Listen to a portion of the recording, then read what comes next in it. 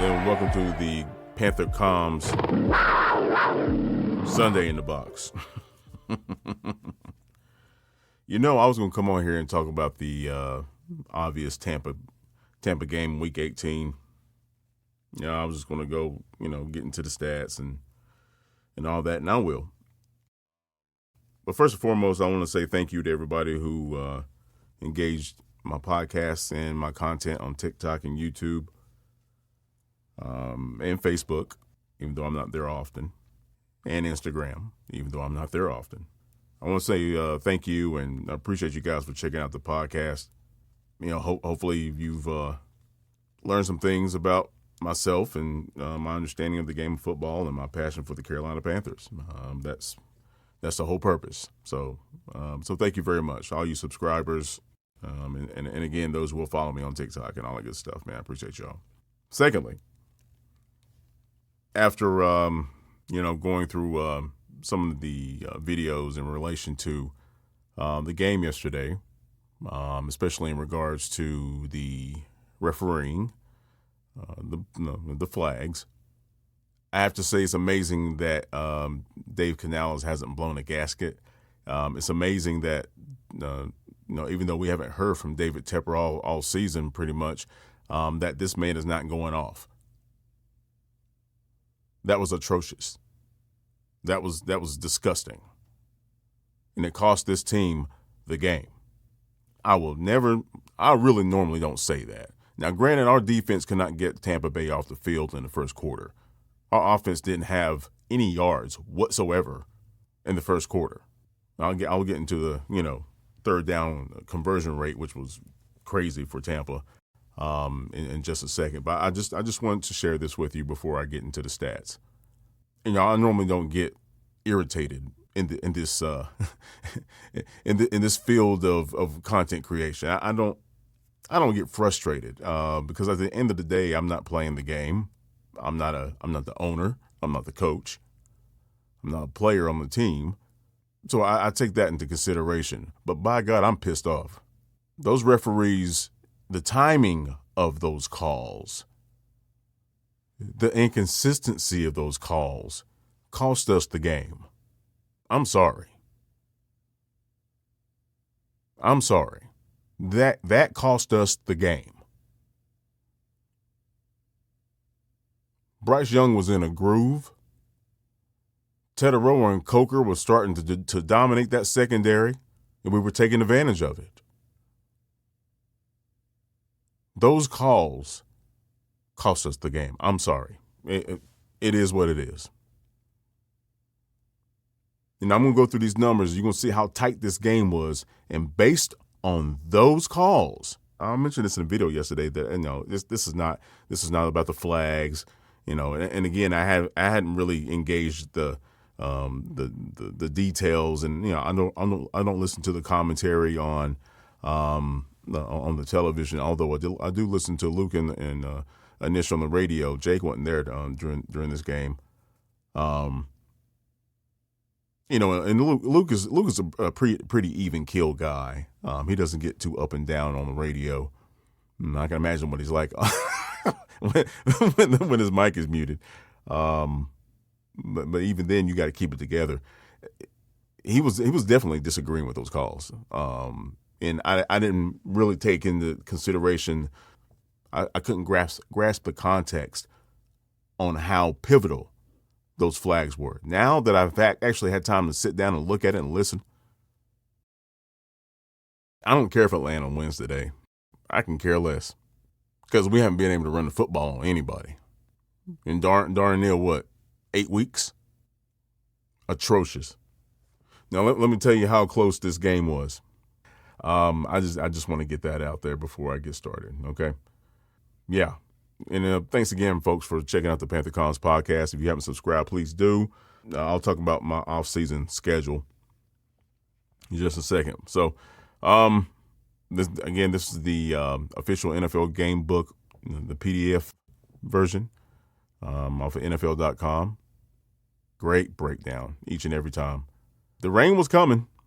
The conditions made it, a little testy out there.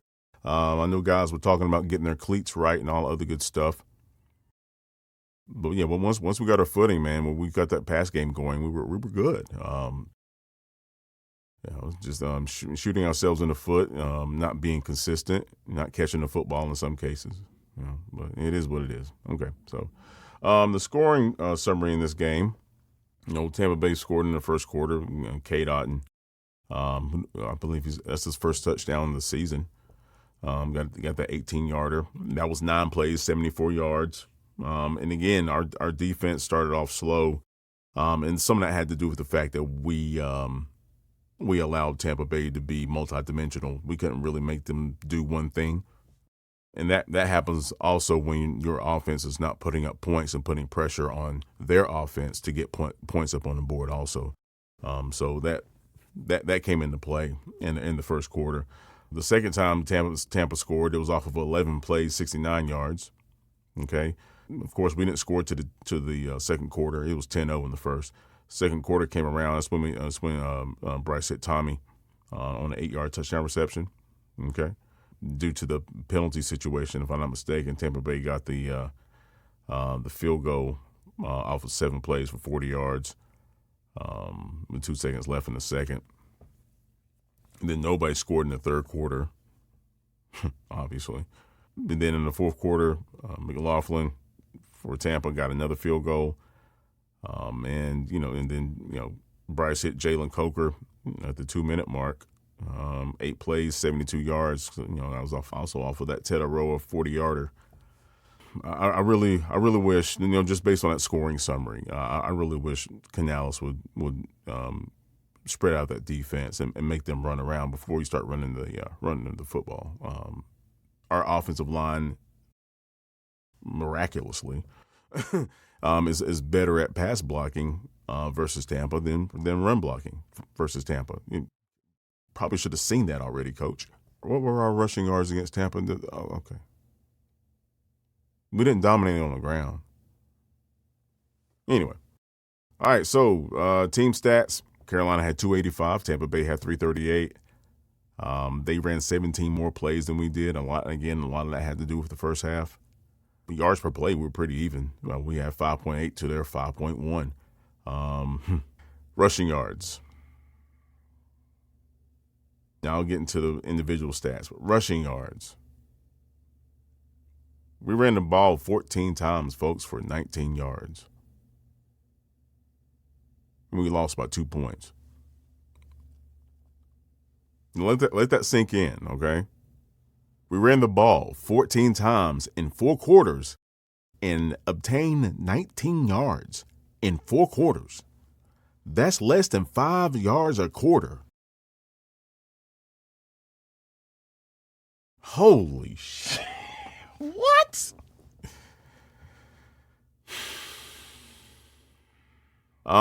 We almost had 300 yards passing. 266 to Tampa Bay's 198. But here comes the kicker, folks. And again, this is the first half. Third down conversion rate. Carolina was 1 of 8 on third down. 1 of 8. That also points to the fact that we only had 8 third down attempts in 4 quarters. Let that sink in. We had 8 third down attempts in 4 quarters. Let that sink in. Why is that? Some of that has to do with, obviously, the play calling. But some of it has to do with the fact that it's all on the play calling. I'm just saying, in this situation, when you have a quarterback that damn near threw for 300 yards, and you didn't target Coker the entire first half. You didn't target Coker in the entire first half. That tells me you're in your own way, Coach. You're in your own way. And I really think that he needs to just let an OC be the OC, and he just needs to be the HC. Planning and all that strategy, okay, fine. Rivera did that with his defensive coaching staff. But he didn't call the defense for several years because he knew his job was to manage, not to be 1 foot in, 1 foot out. That's BS. That's why you see this ridiculous inconsistency. Bryce Young is not an off-the-script guy. He's not an off-the-script guy. But you can tell when he's comfortable in what's called, because he has a little more giddy up in his step. He doesn't just drop back and just throws the football. He has a little giddy up in his step, right?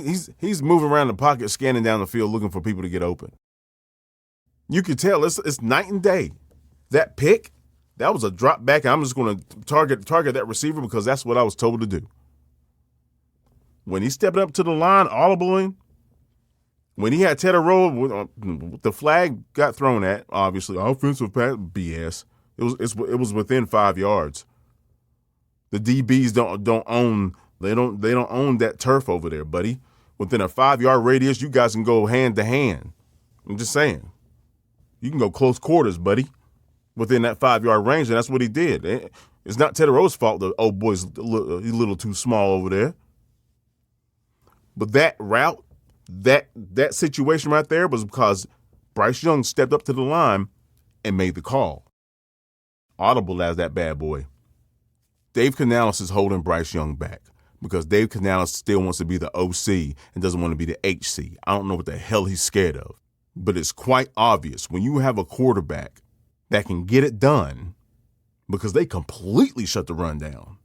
We didn't even have I'm sorry, this is crazy. We didn't even have a first. Yeah, we did. We had a first down off of a run attempt, I believe. I'll get that in a second. But we didn't even have 20 yards for the entire game. That's shutting down the run. We lost by 2 points. And a lot of that has to do with the fact that the referee screwed us. I mean, that Teteroa play alone, and the fact that Bryce hit Teteroa for a 40-yarder later on in the game, that those two situations alone tell me that Teteroa was dominating that secondary. You throw Coker into the mix, bruh, they both have 2 touchdowns. We're running away with this. If Canales sees that in the first quarter, in the second quarter, he doesn't want to let Bryce go until the second half. Basically. We should have been going 11 personnel, 3 wide, first quarter, 4 wide, first quarter. With that wet grass and everything, man, and the way the rain was coming down, you can get away with stuff. You can get away with stuff. You know, Baker had a hard time holding the football, but Bryce didn't fumble that bad boy. You notice that? Now, there was a little less zip on the ball. A little less distance on the ball, but he was still getting it out there. That pass that he hit XL, Jesus, that poor guy. But that pass he hit XL in the first quarter, that would extended the drive and got us the first down. Teteroa makes that catch. Coker makes that catch. If you look, XL pulled up on that route. He didn't explode out of his break. He did not. He kind of lofted over there, and Bryce had that ball out there. Now XL came through in the second half and made some critical catches, absolutely. But man, I don't know why we're not going to Teteroa or Coker in that situation. Coker's so freaking reliable. He should be getting almost 10 targets a game. He should get 10, and Mac should get 10. Who else gets a target? I don't care. Well, Jimmy should probably get some more targets too. XL just really needs to be that vertical threat, period. Just go get it, XL. Just go get it. Defenses will have a hard time stopping that. He just needs to go get it. He just needs to go get it. He does not have that dog in him. If XL played like Coker, he'd be a Pro Bowl receiver. You can write that down. Timmy V.O. said if XL had Coker's physicality, he'd be unstoppable. If he had Coker's hands, he would have been offensive rookie of the year, his rookie year. Because Teteroa is about to be. I'll be surprised if he's not. XL is unfortunately he's just a vertical threat. That's all he is. and hopefully he'll catch the ball. That's how I'll look at it. It's crazy. Individual stats, since I'm talking about individuals. Bryce, again, 24 of 35, 266, 2 touchdowns and a pick, obviously. Rico had 7 carries for 10 yards. Chuba had 5 for 10. Any questions? Okay. Obviously, we had a pick and 2 fumbles that we lost. I was not a fan of the flea flicker. Again, the major reason why was because clearly we didn't need to do anything special to pass the ball down the field. We just need to be a little more cognizant of who the hell we're throwing it to. You didn't need to get fancy in that situation, coach. Tetaroa, Coker, stop it. I dare you. That's the type of confidence he needs to have in his quarterback and his wide receivers. Tetaroa, Coker, stop it. I dare you. You won't. That's the type of confidence he needs to have because clearly they can get it done. You're in Tampa Bay in the rain, going up against that defense for the second time in a 3-week span, and your quarterback's still able to throw for 266 and 2 touchdowns? What are we doing here, coach? You could have staged the passing game in the first half and have a single back situation and then continue that look into the second half and have a draw play off of that situation or some type of middle screen situation. You get Rico in the secondary, bruh. Nobody wants to tackle that dude. You get Chuba in the secondary, he's going to give you a headache now. That's why I don't understand. We really should have opened up the passing game in the first half, regardless of the rain. I don't give a damn. You can get a little 3 to 5 situation here or there. Baker was throwing the ball all over the damn place on us in the first half. Yeah, absolutely. I'll get to the third down conversion. I'm getting there. And Baker had a pick. Shout out to Rose Boom. One of those situations where he got depth. He really got depth. He got enough depth of where the hell the ball came right to him. Love it. And Luke was talking about on the radio, that was the same play concept and the same defensive look that he had in the Thanksgiving game in the interception. he gave Tony Romo the elbow. Get off me. That was cool. So this is why I listen to the radio. I hate that Jake wasn't on there. Tackle leaders, big Derek Brown went out with 13 combined tackles, man. Nick Scott had 9, and Rose Boom had 8. But shout out to Morag, even though you're the one who gave up that touchdown to the tight end. Yeah, that was him. That was his assignment. I know he was spying. He I'm not sure if he was spying or not because it was off of play action. Oh boy, went across his face, man, and he hesitated. He didn't know if he was supposed to go with a run or run with that guy. And based on the way that the guy was releasing, it was clearly a pass play. Because in that situation, if you're flowing to the left on the offensive side of the ball, if you're flowing to the left and your tight end on the left-hand side of the formation runs back across and doesn't touch anybody, doesn't try to perform a block or nothing, he's going out on the route. Morag hesitated. That's why he was a hair too late. It's unfortunate, but yeah. He wound up having a decent game though, for the most part. Shout out to Nick Scorton and Caden Barnes also. They each had a half a sack piece. Boy, Nick Scorton, man, God Almighty. Good job, scout team. Good job.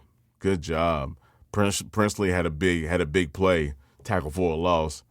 He lit that dude up. He got over there so fast that he made the guard and tackle both run into each other because he flew by them coming off the edge. Man, it was it was beautiful. Well, man, another one. Hey, shout out to Ransom. Great play on the pass deflection in the end zone. Hey, These young guys can play, man. I really like the idea of bringing in young players and developing them. When you're able to hit in almost each round, Coker, hello. When you're able to hit those gems, bro.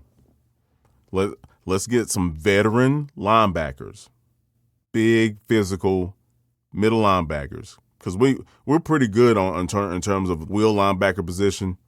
The off linebacker. We're good. We're good. We're really missing a big physical Mike linebacker that has NFL experience, that can learn the playbook in a decent amount of time and execute. Bringing in a rookie and trying to understand Evero's scheme, or whoever's coming in, hello, that's really difficult. It is because you're in charge of basically telling your front what to do and giving the safeties a certain package that they can kind of manipulate as they talk amongst themselves. But you're ultimately in charge of calling the defense. We really don't want a rookie coming in there day one and being that guy, right? Because what you're doing, you're giving that rookie more reps during OTAs, during camp and all this other stuff, preseason, going into week one, and not giving your veterans more reps. So because you can't develop a linebacker if you don't give them reps. But at the same time, if you're bringing in a quality veteran middle linebacker, the turnover rate in terms of them learning that defense is going to be a lot shorter. So you can still give that rookie reps, but you're going to give the veteran quality reps, right? And the young man from the rookie can learn. We got some decent veteran linebackers, decent. We're just missing that one guy. Roseboom's not bad. He's not. He's not the top line. He's not bad though. He plays with energy. He seems to be a great locker room guy. I can't say he's getting more comfortable in the pass game, but hopefully what he experienced in terms of that pick and getting deep on those routes, will teach him to hey mirror these guys when they come off in obvious passing downs. Okay, mirror those guys. Get out there, because you're gonna make the quarterback hold the ball a little longer or turn the ball over. Either way, that's good for us. Oh, by the way, let me go through because I was talking about individual stats. Jalen Coker has 7 targets, 6 catches. By the way, 7 targets, 6 catches. Tedero McMillan, 6 targets, 4 catches. Tommy Tremble, 4 targets, 3 catches. Leggett, 4 targets, 3 catches. Should have been 4. Bryson Tremaine, 2 of 2. Dowdle, 2 of 2. Hubbard, 2 of 2. Horn, 1 of 1 for 15, by the way. Bro, we were passing the ball. We were getting it done in the passing game. We should have done that early. We would have blew Tampa Bay out the water, because obvious passing downs. If we were able to corral Baker, it wasn't a big deal. He had 4 rushing attempts for 31 yards. His longest was 11. It wasn't anything like it was last game. There's that. But these guys were catching, man. Jalen Coker had 7 targets, and we lost by 2. Give him 3 more targets, and we're winning by 7. I guarantee you. It's just fourth down efficiency, and we'll get into more of the team stats. Fourth down, we were 2 of 2, man. Shout out to this offense and getting it done on fourth down. We don't play games, but third down is. I'm wondering if our could that fourth down conversion rate be somewhat of a snake oil situation. What I mean by that is, if our third down rates are that low, are we just expecting to go for it on fourth down so we don't necessarily have to force the issue on third? Because that's somewhat of a dangerous game to play. I'm curious about that. Yeah. So in terms of first downs, we have 1 rushing first down the entire game, 13 by passing. Tell me again why we were not passing the ball in the first quarter at a high clip. Why? It doesn't make any sense, Coach. It does not make any sense. Yeah. By the way, the penalty first downs, we had 2, they had 2. Yeah, it evened out. Just saying. And also time of possession, they had the ball 15 minutes more than we did, and we still lost by 2. We should have won this game. And that's why these referees irritate the F out of me. We should have won this game. There was no excuse for that. No excuse for that whatsoever. Terrible. Yeah, if you break it down by time of possession, I'll leave you guys with this. Tampa Bay had the ball for 10 minutes and 56 seconds in the first quarter. We had it for 4. And in addition, in the second quarter, they had the ball for 10 minutes and 48 seconds, almost identical. You get to the second half, they had it for 6:49 in the third, 8:52 in the fourth. And if you look at score by quarter, when we had the ball almost as much as they did, nobody scored. When we had the ball as much as they did, almost in the fourth quarter, it was 7-3. Second quarter, they had the ball a lot longer than we did, but we still managed to get a touchdown in that quarter, 7-3. We were not aggressive in passing the football in the first quarter. They were going to make Bryce Young beat them with his arm, and he damn near did. Problem is, we did not let it rip in the first quarter. Problem is, we didn't go to Coker in the first quarter. Sometimes you got to pass the ball to run the ball. And we didn't do that. And the referee sure as hell didn't help. Again, thank you, Panther fans and football fans, for checking out the Panther Cons podcast. This is your host, Timmy V.O. I'll be back sometime. Well, hell, if Atlanta wins the game, because they haven't played yet. If Atlanta wins the game, I might be talking to you. I'll be talking to you guys next week.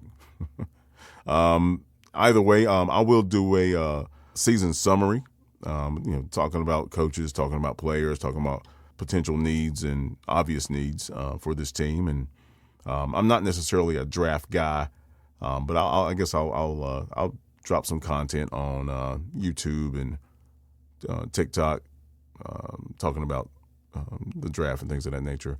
I'm gonna tell you right now, first round I'm going O-line, no question. First round, I'm going to offensive line, because normally if you can get an offensive lineman in the first round, they're probably a quality guy.